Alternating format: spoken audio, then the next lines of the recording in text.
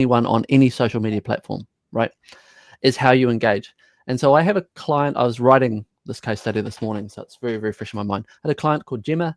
She was on Facebook doing Facebook group, trying to get people into her Facebook group. She did ads, she did posts, she did reels, she tried to be an influencer. None of it was really getting much traction.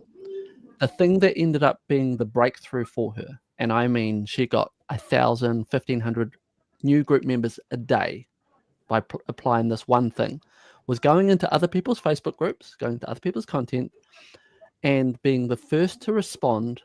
And the philosophy that she and I agreed we would do, because I was coaching her, was you're going to respond to questions that you can answer as if they're paying you for the answer.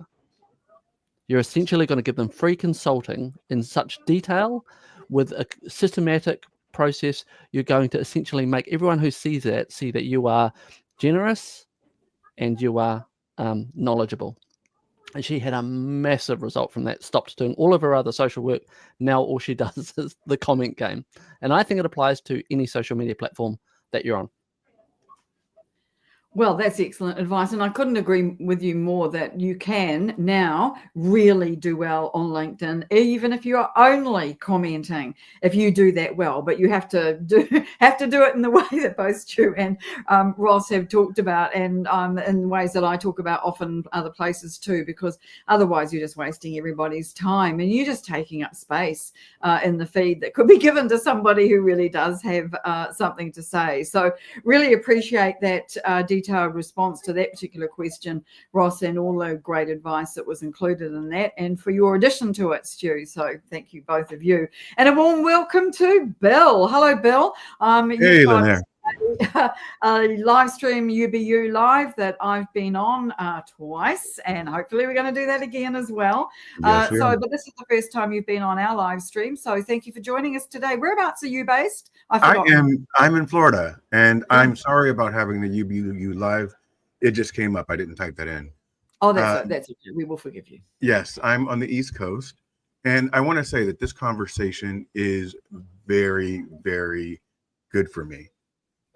I try very, very hard to produce content and to engage, and now I'm starting to do podcasts. So, the evolution of being on LinkedIn.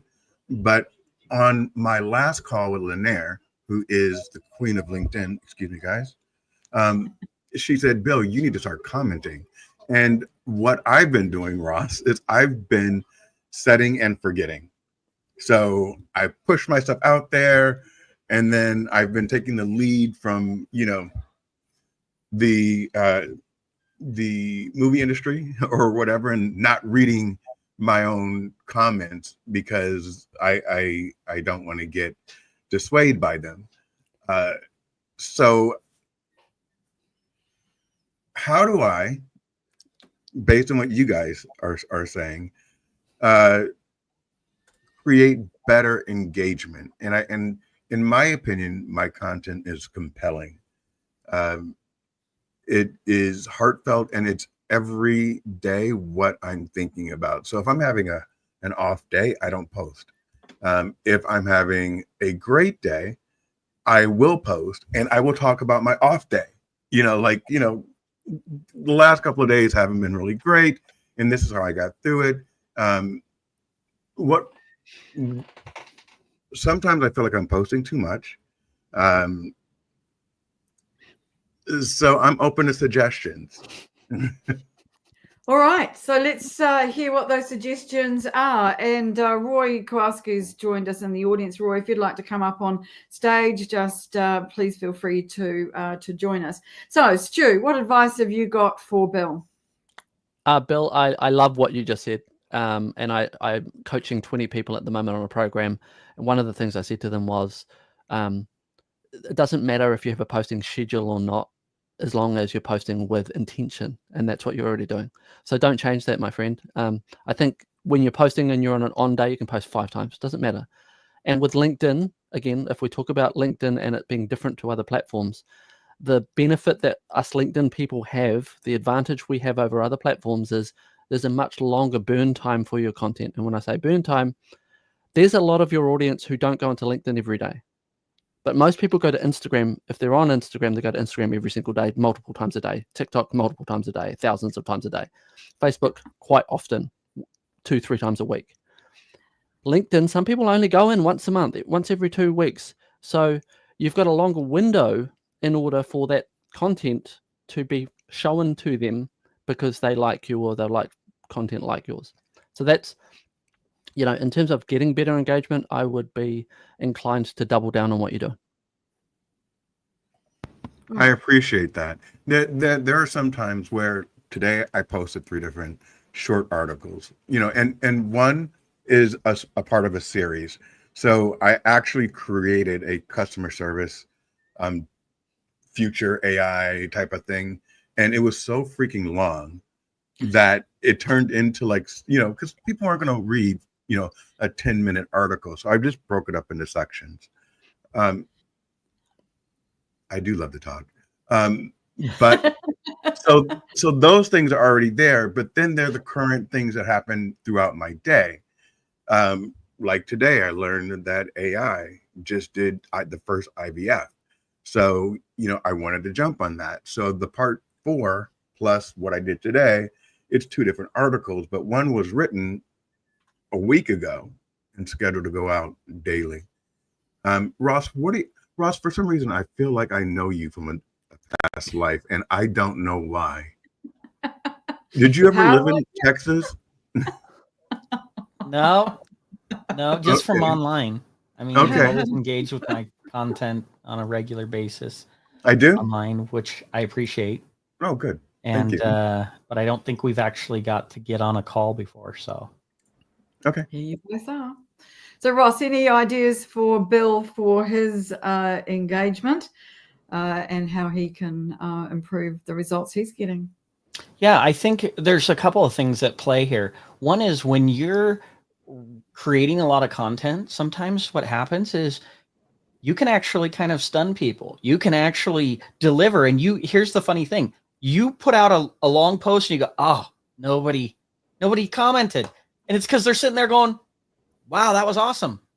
Like they don't have anything to say because you're actually, you might be talking about AI. You might be talking, it's not like they're going to jump in and go, well, do I know more than this long detailed article? Nope. So I'm not going to comment. So sometimes actually that works against the engagement, but not necessarily the consumption. And so as a content creator, you might think, oh my gosh, people hate this. This is garbage. I thought it was wonderful. Right. And that's what you said. You said, I think I put out good content, but I'm not getting engagement.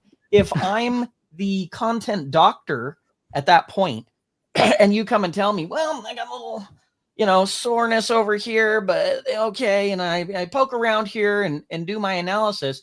That's exactly what I think I think, oh, okay. It's because actually your content's probably intelligent and detailed. And at the point of that, it doesn't lead to engagement unless somebody feels like, oh yeah, hold my beer. Here's my thoughts on AI and right? And so how many of those people are actually in your audience? So actually, technically, if I was you, if you want that engagement, I don't know that that's the only play there. Because you can either create different content that's going to be more engagement friendly, meaning you're actually going to take one small idea and you're going to make it a little bit more profound, widen the application, and then see what the conversation is. Or you're going to go all out, share a really intelligent thing. And then how you get the engagement is then you need to go into the outreach and get people who are going to be able to take that idea and go to the next level with it. Because if they're not in your audience reading that, or if you didn't get their attention, which means now maybe they're in your audience, but now I need to go to the high level CXAI people and go engage with their content more so that then the algorithm will marry us up a little better. They'll see my content, be willing to read it. Let's say a percentage of them will, because they're busy also writing good content, right?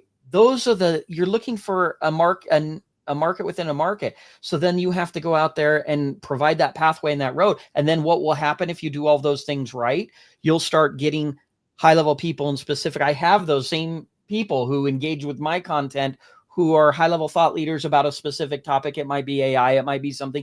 And then when I talk about that, they're going to come through and they're going to do that. And it's because I've made sure that that pathway is correct. So we can't sit back and assume that the algorithm is going to play matchmaker very well. And we can't assume that it's a hands-off, microwave dinner and you don't have to get your hands, dirty, because you actually do if you want that type of engagement on that type of content. That would be my suggestion on those two, points of how you could approach that. That's absolutely perfect. I appreciate the full-throated response. I've got a couple of ideas to share as well, if I may, Bill. And one of those is to send your post to a few people that you think might find it of interest and would be likely to comment. And you can do it with a request to comment, or you can just do it as you might be interested in something I've just recently posted, and leave it to them to decide whether they want to engage on the content or whether they don't. And another idea would be to, after you've had a few comments already put on your post, is to add a comment of your own that then extends it into a different direction, adds a different dimension, and finish that comment with, I'd be interested to hear what you think, or another question that invites people to comment on it. So you are then slightly changing the direction of the thread, if you like, of the comments, particularly if you think that it's done its dash, that everybody said everything they can, and you want to invite people to be doing more, send it in a different direction. Add something that would you just ask a question on its own as well. I think that you can do both of those two things to help to get more engagement on your content. But I think one of the things that came out of the algorithm that hasn't really been talked about a great deal is the fact that you shouldn't necessarily be commenting on the same people's posts every day, or on something that the algorithm is likely to pick up and could see as engagement pod behavior.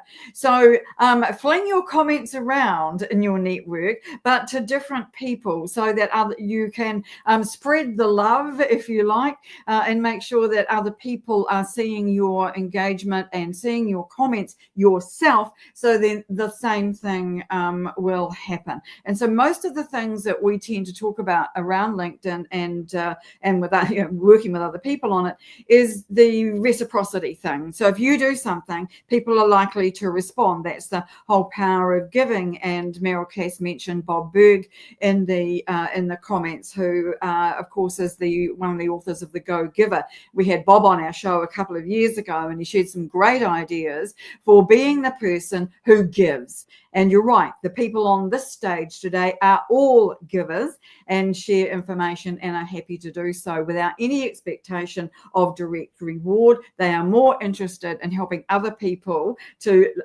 do whatever it is they're doing better than they are of accolades and the great post comments. We don't care about those. What we care about is moving the conversation along. Forward, so yeah. I think there are some reasonably good ideas there that I'll be very interested to see how they are portrayed when I put all of this through ChatGPT at the end. Now I want to move on to messaging, please, if I may. Direct messaging. I'd like to hear what you are both doing, all of you now, what you're all doing in terms of direct messaging and what you're finding is working. And have you still got the GIF feature? As I mentioned earlier on, it's supposed to have disappeared. I've got it back again now. Cher doesn't have it. Do you have it, and are you using it and finding it successful?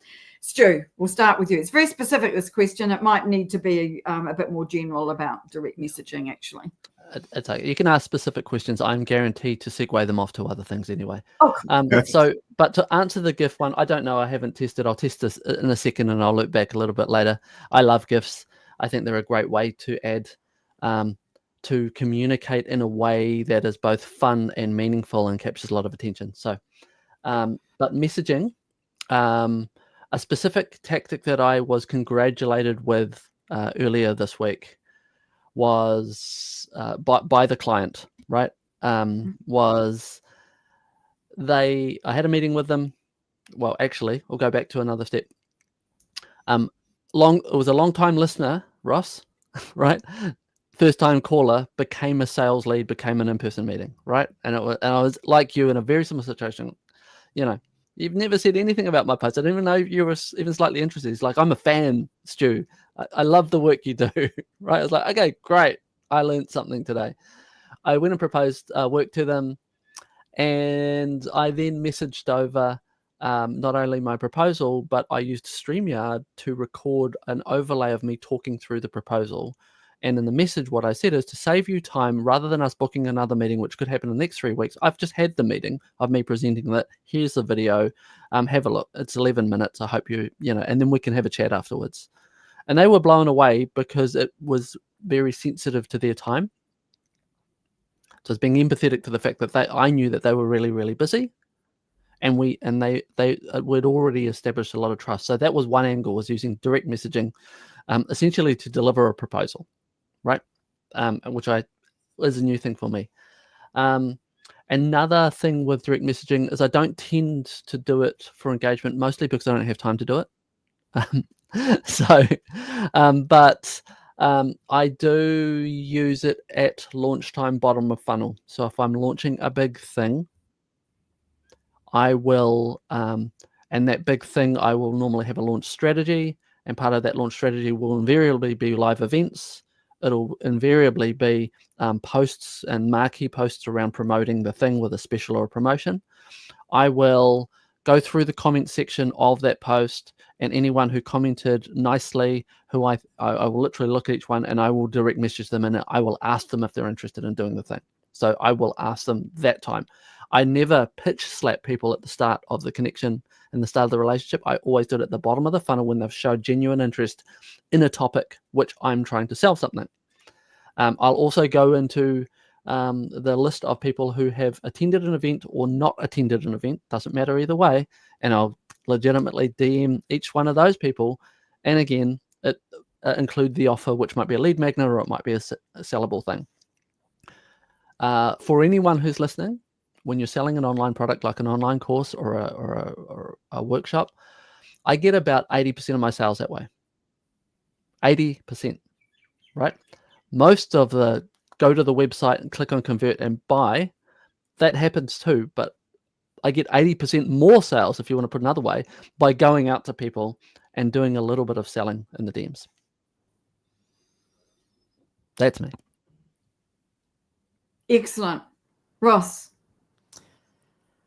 Well, first of all, of course, that's you being human. Can I ask a question real quick? Oh, yeah, go ahead. I'm so super sorry. I need to take something out of the oven. I want to be a part of this. It'll be 2 seconds. I'm going to go dark. Is that okay? Absolutely. You go right ahead. I'm sorry. I'll be talking at least 2 seconds. I'm okay. I just didn't want to be rude. Don't burn your house down, Phil. So, anyway, yeah, no, here's my thoughts on DMing. And I'm going to come at it from the other side. Mm-hmm. I have a special ability to quickly, in a nanosecond, figure out if a DM is a waste of my time and if it's worth responding to or reading. And I think that everybody, inherently subconsciously is getting more and more trained. Guy was just saying they were annoying in the comments, which is absolutely true. Why? Because almost more than half of them, for me, if I'm receiving them, do you realize that if you would have actually taken the time to get to know who I was or make a real message to me, I could have done so much more business with you, right? Don't sell to me. You want to do business with me to get to know me. I could probably connect you with all the business that you would want that is beyond me purchasing your software or your product.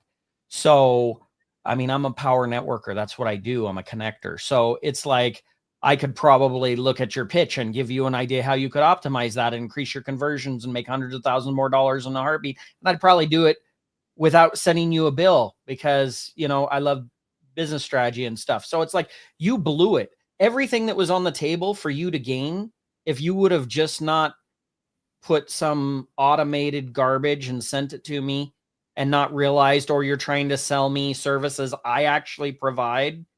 So, hey, if you want to go head to head, let's compete. I'm a competitor. Let's go. It like makes no sense because there's no thought.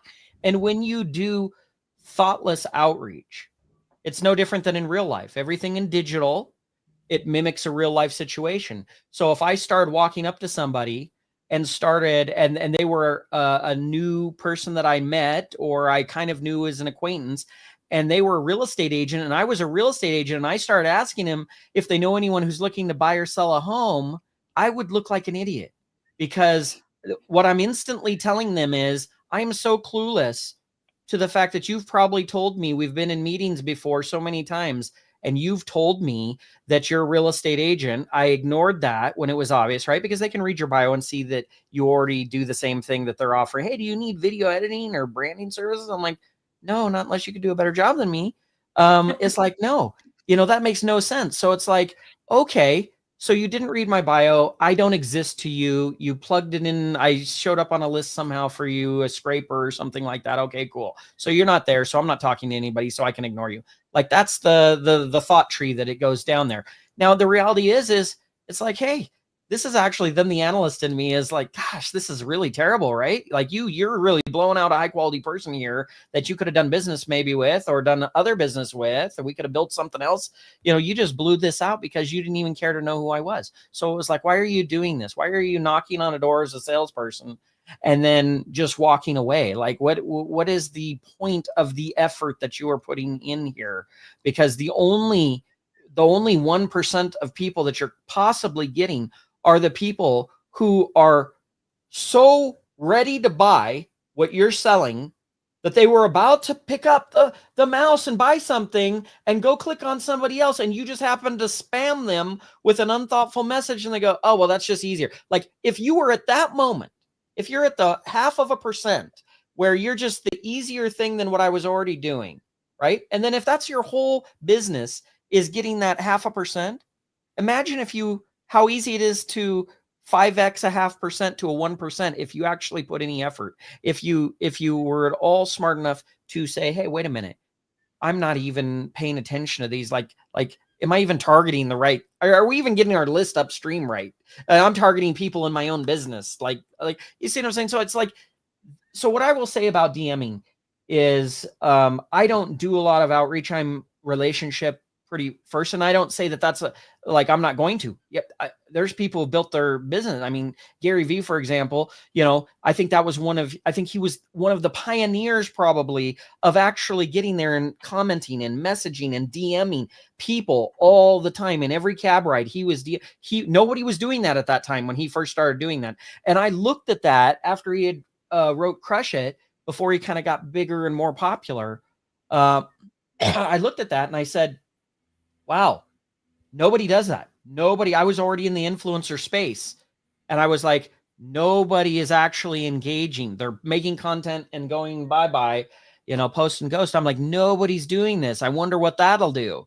And look at the trajectory of how his business really evolved. And I'm gonna give one more piece here, which is to go to this idea of commenting, which is very similar to DMing in reality. A comment is just a public DM in some instances.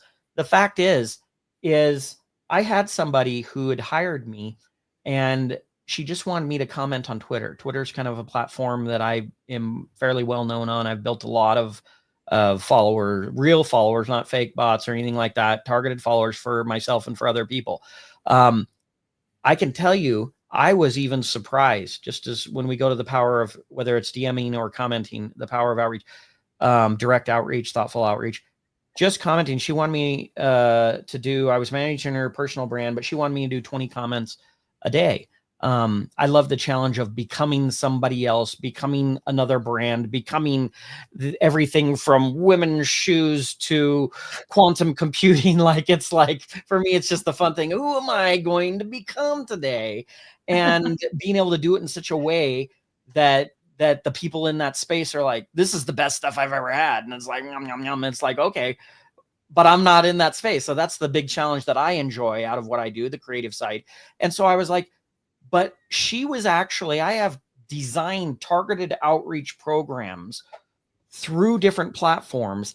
And she was actually matching and sometimes exceeding what we would be doing normally. Whereas other accounts, what people don't really know is that typically accounts actually go down. So especially with larger brands, like a large brand, a Fortune 500 brand might be losing 1,000 followers a month, like net. They're not like people who don't know the different numbers and stuff like that's normal. So growth is actually not normal. Attrition is normal. And so the fact is, if you're just posting content, so whereas I go out and proactively outreach, engage, and do all of that to grow the numbers in a net positive, that's not the norm. And so she actually, through commenting, because she was like, oh yeah, da, da, da, I just went ahead and implemented that, but wasn't really focused on that. She was matching the type of output we were doing with targeted outreach. And I was like, okay, that's pretty impressive actually, because it actually has more value even than just the different types of engagement and outreach.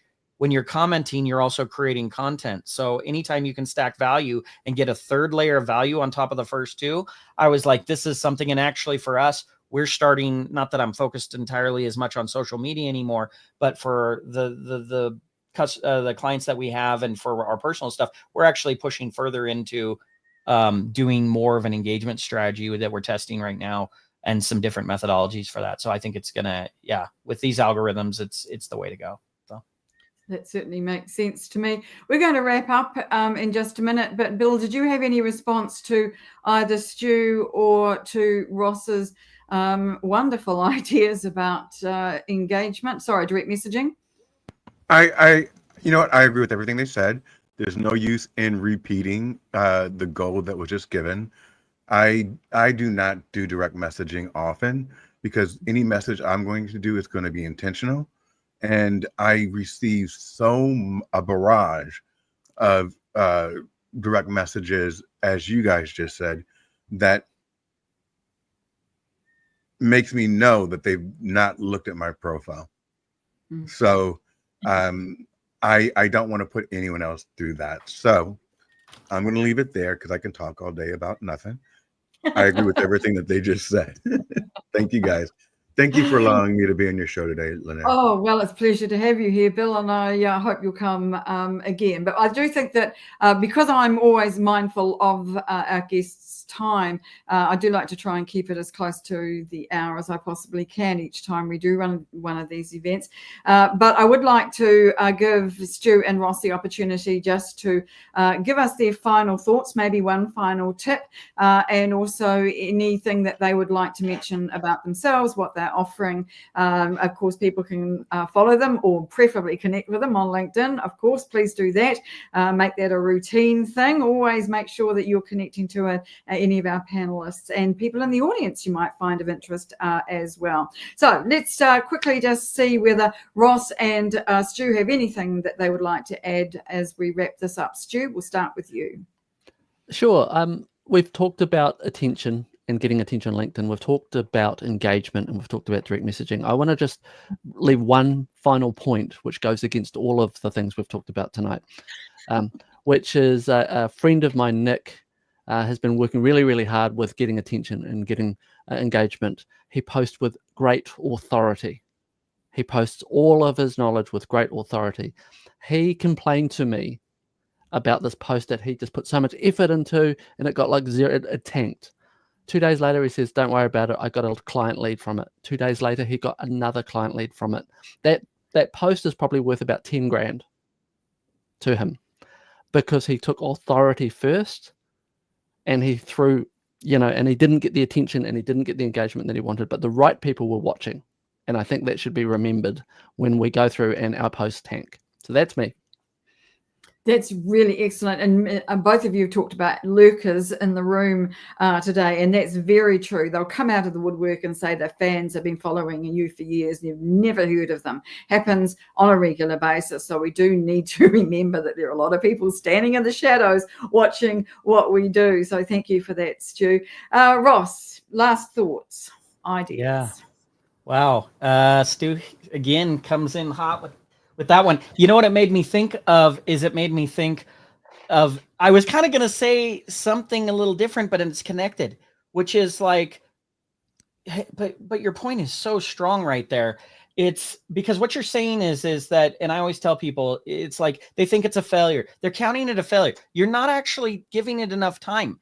Number one, just like with Lynnaire, you are going to grow and change by doing that. Mr. Beast was like, make 100 videos and change one extra thing, make one thing better in every video before we even start talking about we're a content creator, because that's just the evolution. So it's like if he would have put out one and been like, I didn't get any likes, he wouldn't be who he is today. So the first thing I would say is people give up too much because they have to evolve, right? You're not gonna pick up the paintbrush and be, Michelangelo on your first attempt. So you need to spend that time in there, and content is different than the value that you're bringing. You might be an expert at what you're doing. You might be a great consultant. It doesn't mean you're a great content creator, right? Those are two different things. It doesn't mean you're a great videographer or video editor or scripter or converter or all these other things, right? Or it could be personality.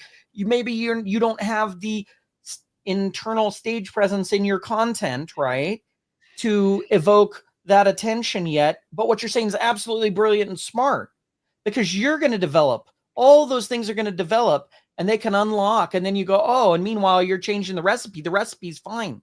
Maybe your signage or your location of your restaurant stinks, and you're making the best stuff, and you're back there changing mama's lasagna when you shouldn't be messing with the recipe because it's already great. But you got to figure out, well, what are the other parts and what do I need to do there? So you really got to scrutinize all those other pieces.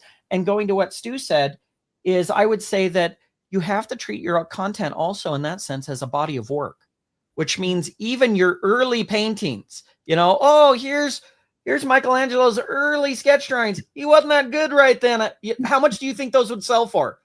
When he wasn't good, when he was terrible, he's drawn stick figures. That'd probably be worth actually a tremendous amount of money, and would probably even maybe eclipse the value placed on his amazing, because you know where he's going.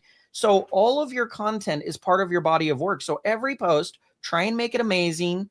Understand that it's for where you're at in that space, and it's part of a bigger thing. So don't just think it's I'm just telling people about this and that. No, it isn't. Treat it like it's a body of your work of content, and then go and make it better and better and better. And that's what I would say. Thank you, Ross. And I absolutely agree. Making changes, incremental changes each time you do something is always a great way to improve. And one of the things that we try to do with our live streams here is to do the same thing. And that's why we had the comments on the screen today, because it's the first time that StreamYard has made them available to us. So we will look back on this afterwards and see how they have performed in the sense of how visible they are, given that's today's topic, and see whether they're a good thing to add to the screen. So if anybody's got any comments about whether they think the comments on the screen is a good idea or not, please do add those to the comments, because we would like to hear from you about how you see this and what it's looking like for you. So I just want to say thank you so much to our panelists today, to Stu and to Ross. Thank you, Bill, for being was so willing to come up from the audience and join us on the stage today as well. Thank you to the team. Thank you to Cher, our producer, for doing such a fantastic job as she always does, and to Meryl Cass for making sure that people know about today's event and have attended and added some great comments. So always appreciate that.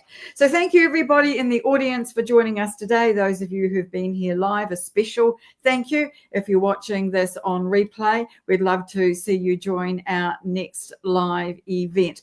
If you haven't yet visited our website at linkability.biz, we have a great members community over there. Please do take a moment to pop over, have a look, check it all out. It's free for 7 days, and we would love to see you as part of our Linkability members community. So thanks everybody again for such great conversation today, some great ideas, and I can't wait to put this through ChatGPT and see what kind of repurposed content I get out of it. benefit that I can share with a wider audience. So thanks, everybody. It's been a really interesting discussion today, and I'm sorry it's over so quickly. The time has gone so fast, but we will see you again very soon. Thanks so much, and bye for Bye, now. everybody. Thank you, Thanks, everybody. everyone.